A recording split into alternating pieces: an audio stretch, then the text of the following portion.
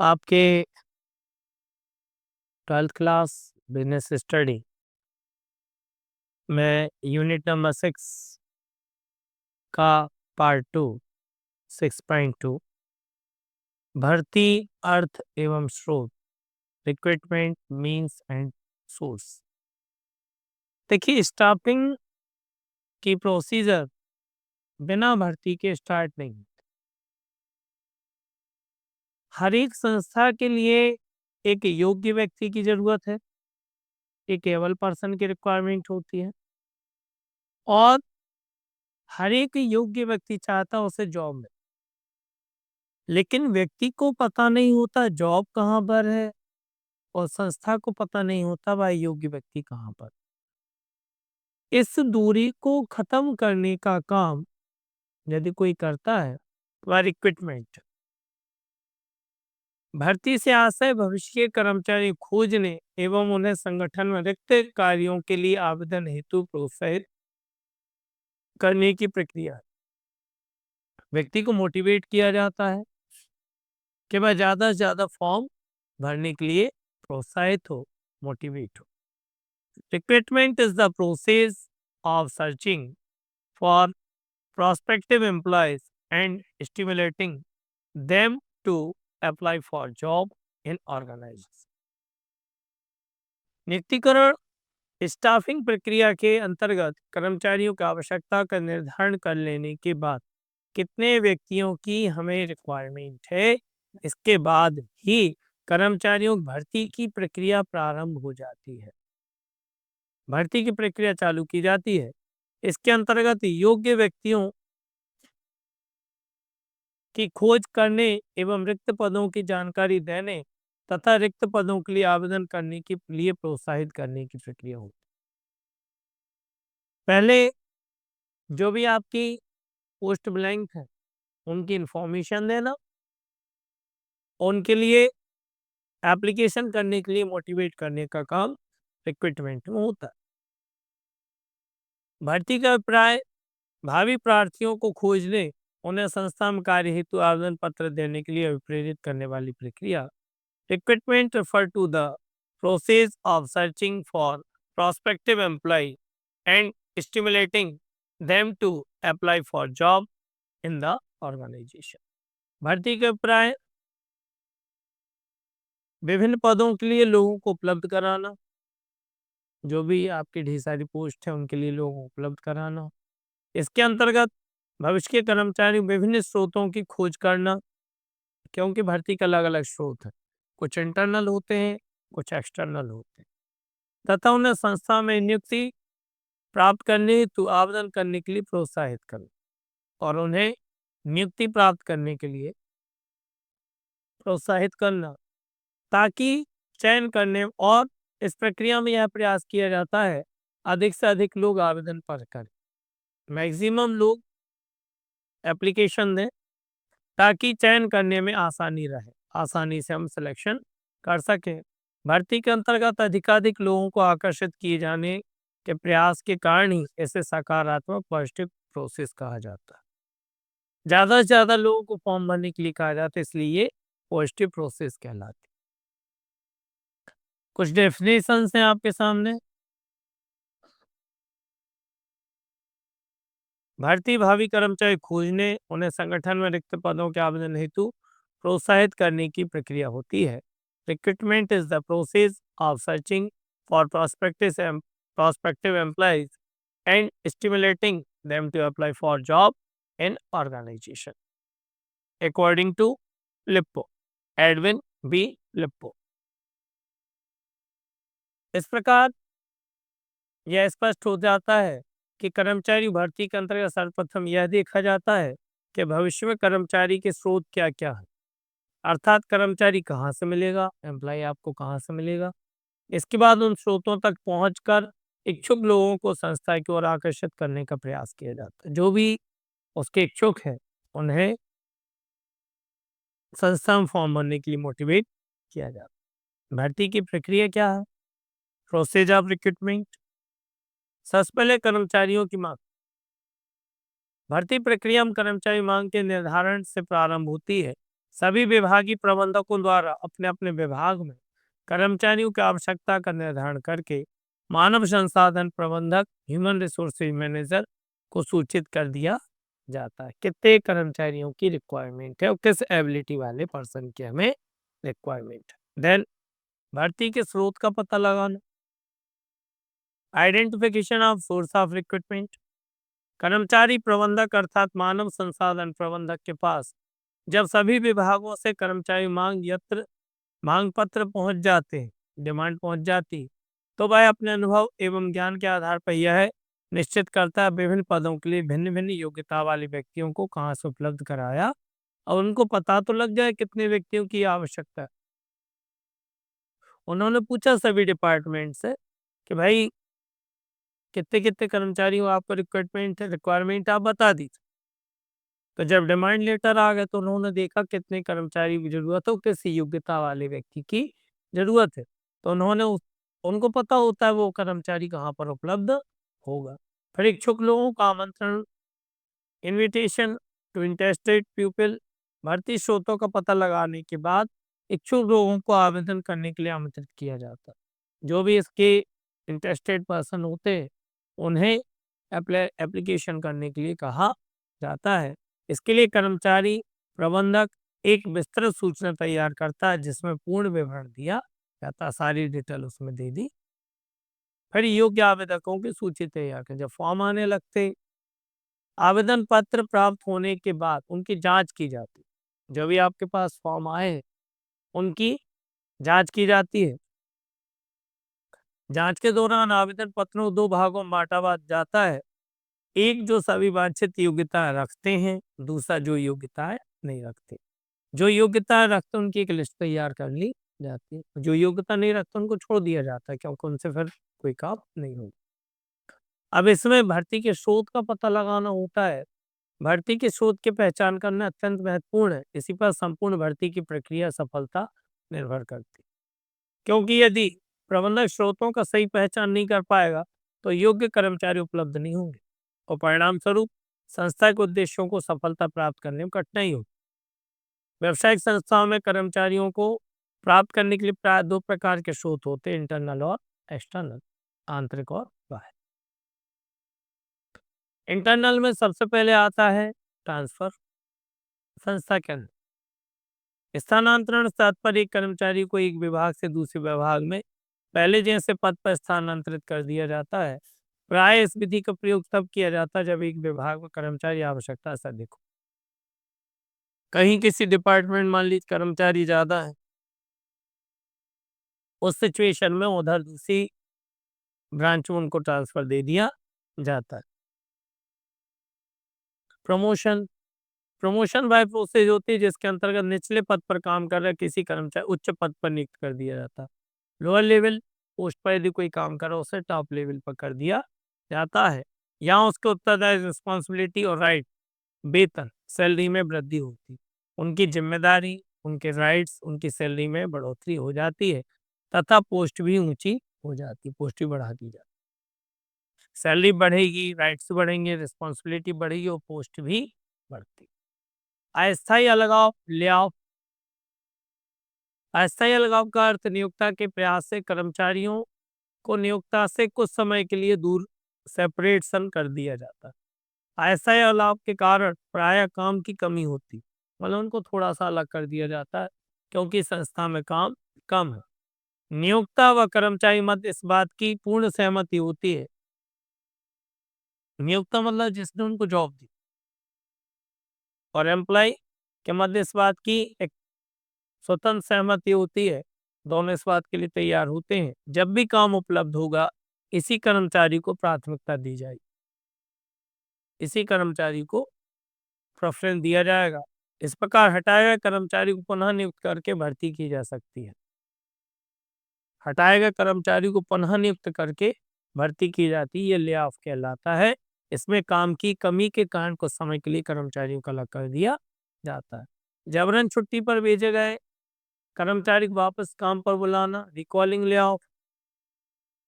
जबरन छुट्टी से आशय कार्य के अभाव में, कच्चे माल के अभाव में, अन्य कारणों से कर्मचारी अस्थायी तौर पर काम से हटा देना। और जब नॉर्मल सिचुएशन होती है तो पुनः काम पर बुला लिया जाता है। इस ये दोनों लगभग सेम से, इसमें बुलाया जा रहा है, इसमें हटाया गया। Then extension of service.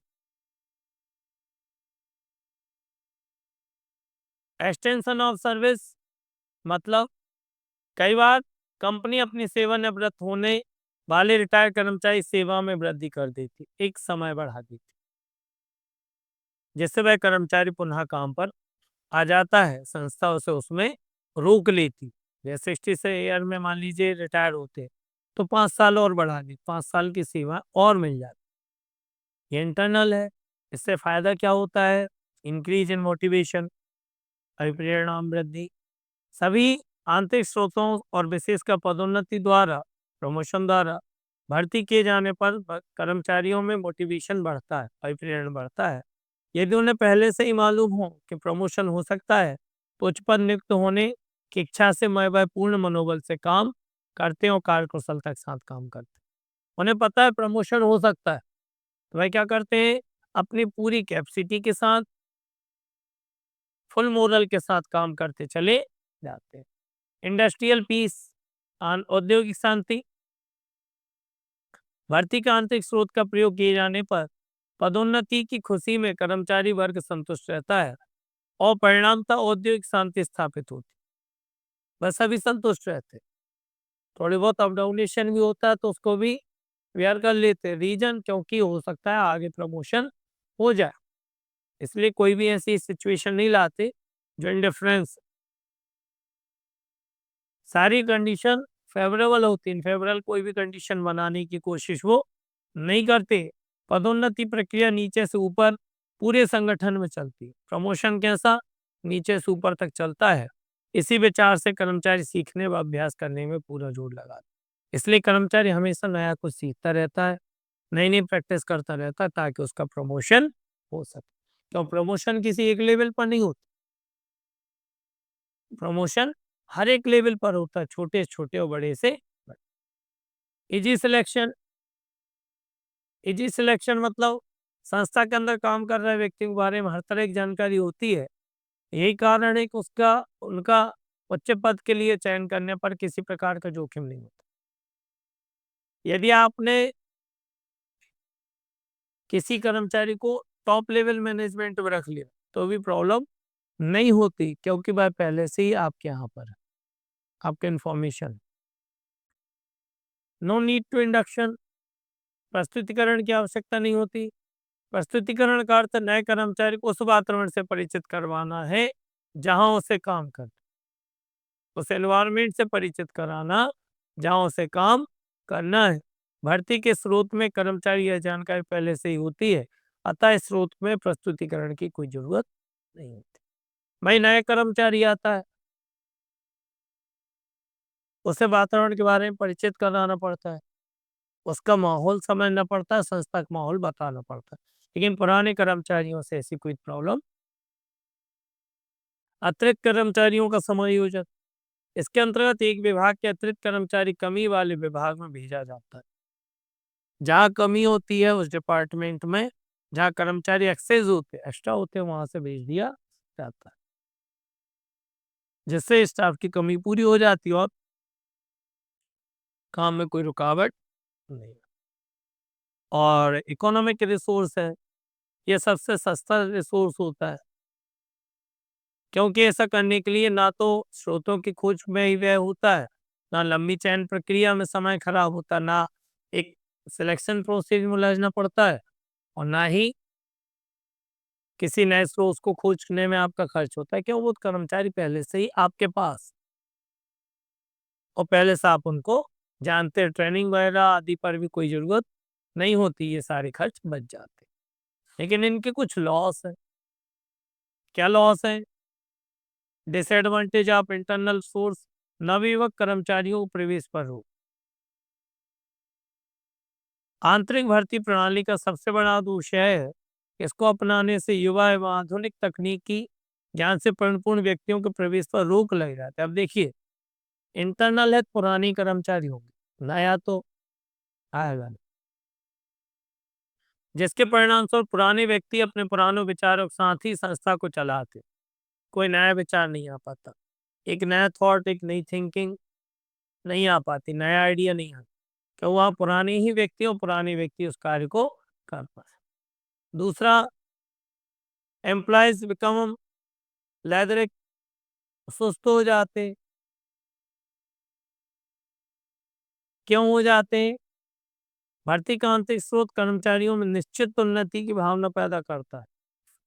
यह भावना उन्हें सुस्त बना देती है, लेदर की कर देती। क्यों? तो उनको पता है हम इतने ही लेवल तक जा सकते हैं, इस लेवल तक जा पाएंगे, इसके आगे नहीं हो के संस्था में उसी पोस्ट तक का काम, जिससे उनके परफॉर्मेंस में कमी आती जाती। पहले नए संगठन के लिए उपलब्ध नहीं होता, not available for a new organisation. अब नए ऑर्गेनाइजेशन के लिए कैसे आए? संभव ही नहीं। पुराने ऑर्गेनाइजेशन के लिए तो मिल सकता है, नए ऑर्गेनाइजेशन के लिए ये चीजें नहीं होती। ठीक है। और यह भी जरूरी नहीं पुराने संगठनों की कुल भर्ती आवश्यकता इसी स्रोत से पूरी हो सके। उनकी जो रिक्वायरमेंट है जरूरी नहीं है वह इंटरनल से पूरा हो पाए। कर्मचारियों प्रतियोगिता की भावना को ठेस, कर्मचारियों में sense of competition among employees hampered. प्रतियोगिता की भावना तब उत्पन्न होती जब कोई अधिक योग्य कर्मचारी सामने, यदि आपके सामने कोई ज्यादा एबल पर्सन आता है तभी आपके अंदर कंपटीशन आता है, अदरवाइज नहीं आता। अब यहाँ तो सभी एक दूसरे को जानते हैं। यह भर्ती विधि योग्य कर्मचारी प्रवेश में रुकावट पैदा कर देती, अतः कर्मचारियों में कंपटीशन का अवसर ही नहीं मिलता, क्योंकि वह सब पहले से एक दूसरे को जानते हैं, किसकी क्या एबिलिटी ये भी पता होती है, कैसे काम करता है ये पता होता है, तो आगे बढ़ने की किसी के अंदर कोई इच्छा नहीं होती। अतिशीघ्र स्थानांतरण से उत्पादकता व नकारात्मकता प्रभाव पड़ता है। Frequent transfer hit the productivity negativity. Negative क्यों हो जाता है?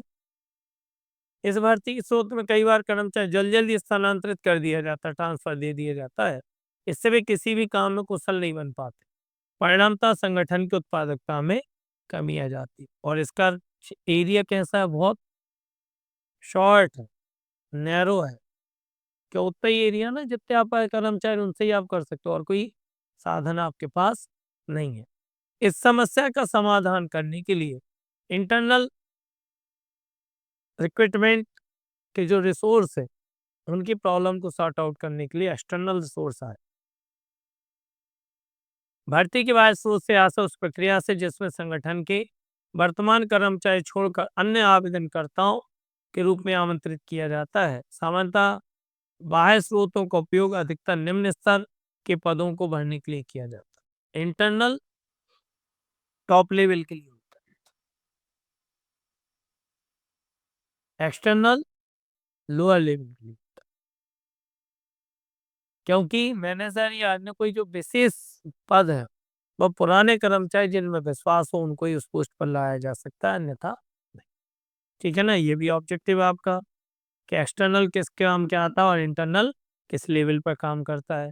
कभी कभी कुछ विशिष्ट पदों को भरने के लिए भी इनका उपयोग किया जाता है, ऐसा नहीं इसी के लिए होता है, लेकिन तो भी यूजुअल लोअर लेवल के लिए होता है। अगर संगठन का विस्तार किया जा रहा है या संगठन उपयुक्त प्रतिभा कौशल आदि के कर्मचारी उपलब्ध नहीं है तो बाह्य स्रोत का प्रयोग किया जाता है। यदि आपके पास सफिशिएंट कर्मचारी नहीं है तो एक्सटर्नल रिसोर्स के द्वारा हम रिक्रूटमेंट कर सकते हैं। इसके एक्सटर्नल रिसोर्स है सबसे पहले डायरेक्ट रिक्रूटमेंट। डायरेक्ट रिक्रूटमेंट मतलब कभी कभी संस्था रिक्त पदों की सूचना महत्वपूर्ण स्थानों पर लगाकर सूचना पटों पर चिपका देती, नोटिस बोर्ड पर लगा देती। यह सूचना प्रायः कार्यशाला, कार्यालय या कारखाने के गेट पर प्रदर्शित हो जाती। इच्छुक व्यक्ति की सूचनाओं को प्रेरित होकर वांछित पद के लिए आवेदन करता है। भर्ती के यह माध्यम प्राय अकुशल अनस्किल व्यक्तियों के लिए प्रयुक्त किया जाता है। भाई उन्होंने गेट पर बाहर कहीं नोटिस बोर्ड पर अपनी इन्फॉर्मेशन दे दी कि ऐसे ऐसे व्यक्तियों की रिक्वायरमेंट, जो इसके लिए लगता है वो उसके लिए एप्लीकेशन करता है। ये लेकिन अनस्किल्ड होते हैं, अकुशल व्यक्तियों के लिए, लोअर लेवल के लिए इनकी उपयोगिता होती है। कैजुअल कॉलर, अनेक अच्छी संस्थाओं पर समय समय पर योग्य प्रतिभाशाली व्यक्ति आवेदन इस विचार से भेजते रहते हैं कि आवश्यकता पड़ने पर उन्हें नियुक्ति का अवसर दिया जाएगा।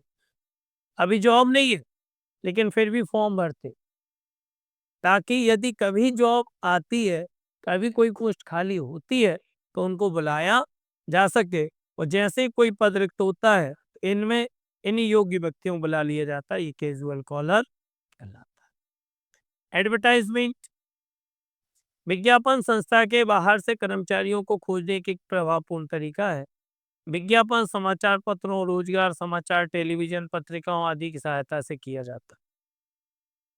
रोजगार समाचार, टेलीविजन, मैगजीन्स, न्यूज़पेपर, इनके माध्यम से एडवर्टाइजमेंट किया जाता है।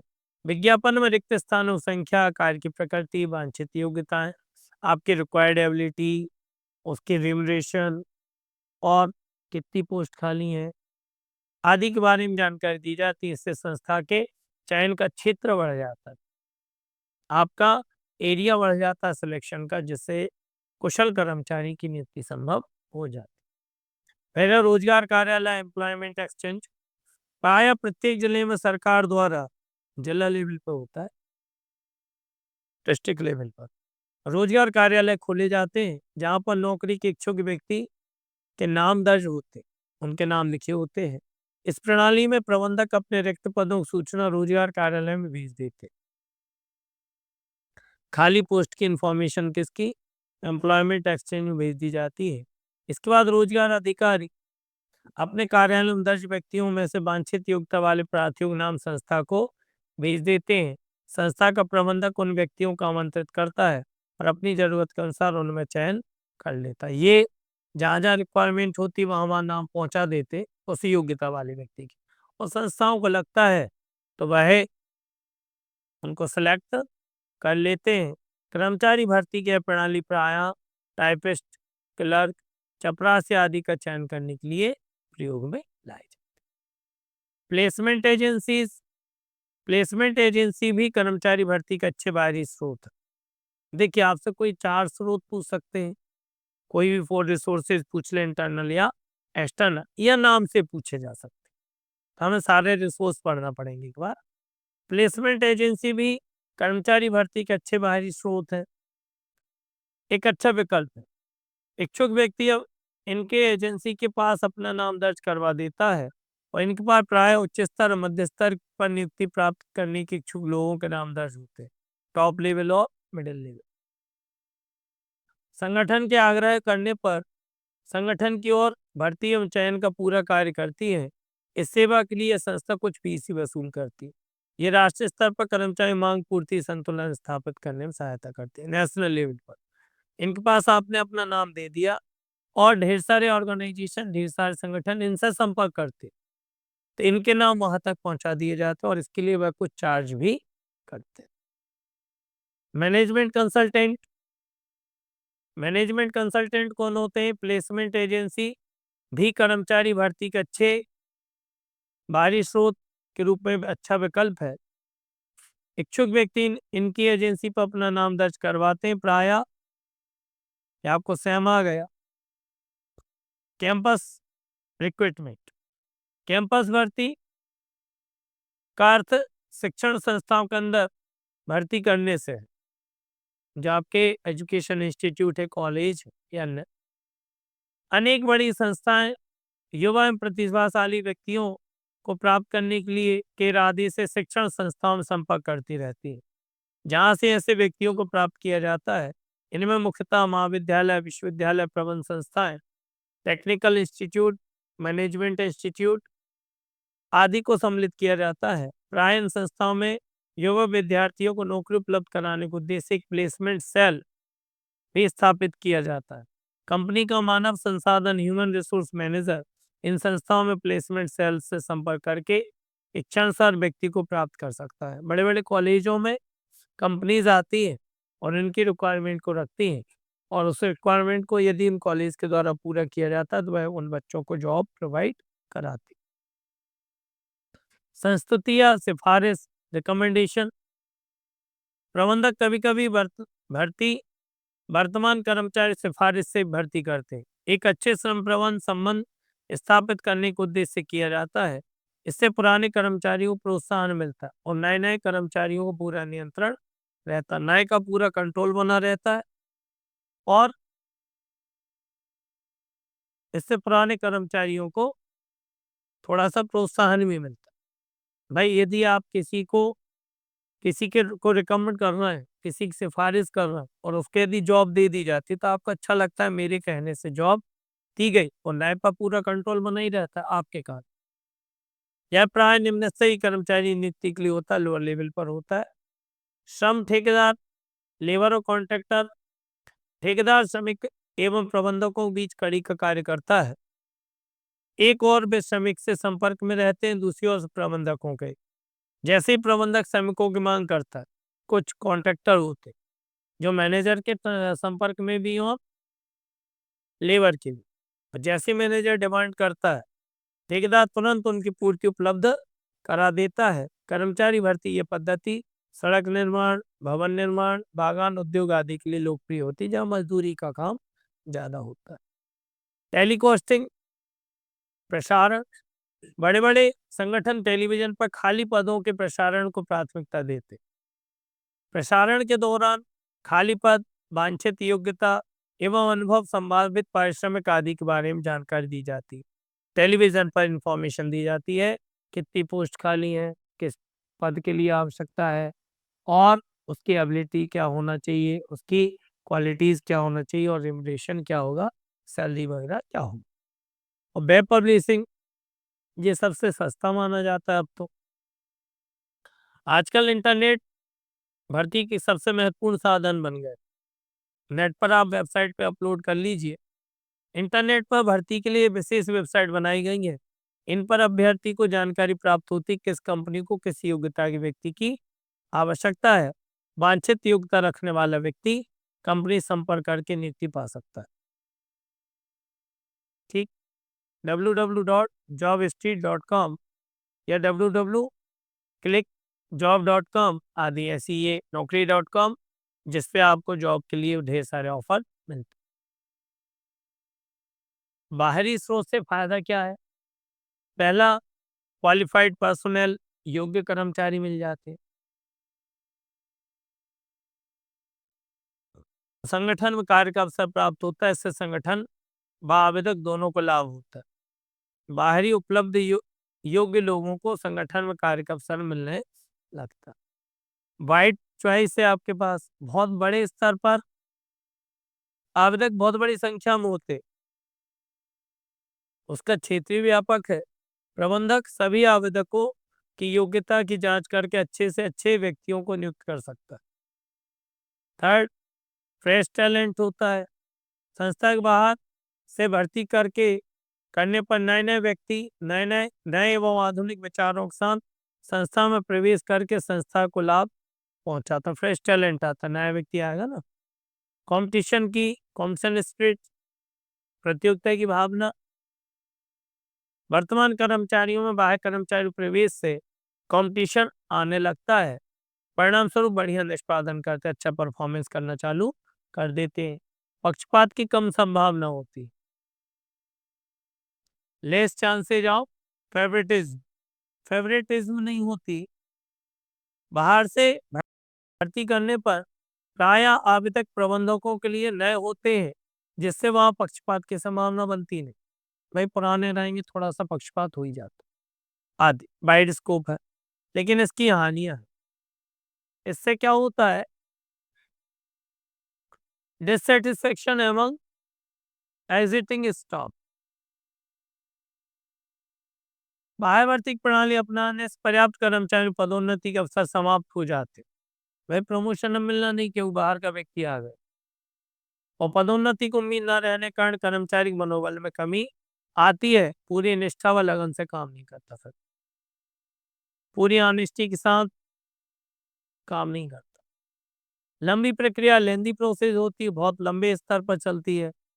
विज्ञापन, आवेदन पत्रों के इंतजार करना आदि बहुत समय लगता था। लंबी प्रक्रिया कारण कई बार इसे उपयोग नहीं माना जाता, महंगी है।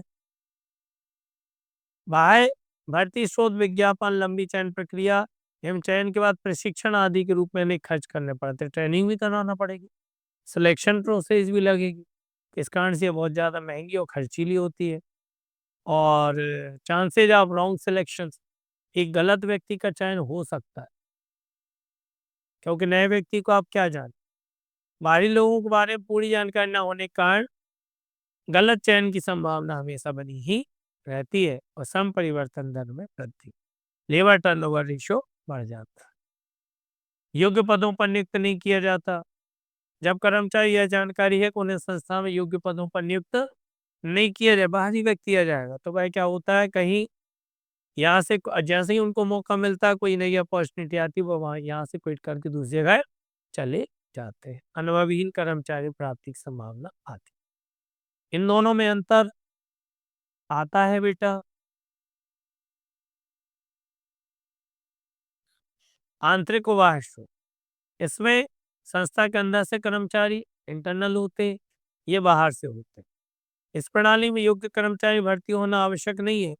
इसमें योग्य कर्मचारी भर्ती की अधिक संभावना बनी रहती।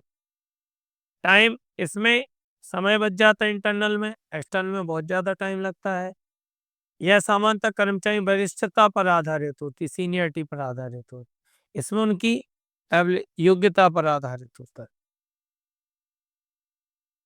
यह प्रणाली विद्यमान कर्मचारियों को अभिप्रेरित करती, मोटिवेट करती है। यह प्रणाली का विद्यमान कर्मचारी विरोध करते, एक्सटर्नल का।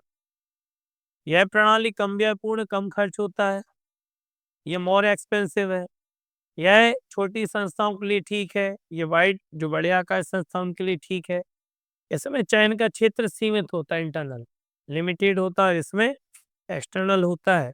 ये दोनों इंटरनल और एक्सटर्नल है, और इंटरनल और एक्सटर्नल रिसोर्स दोनों ही किसी संस्था के लिए जरूरी हो सकते हैं, इनके बिना रिक्रूटमेंट नहीं होता। इति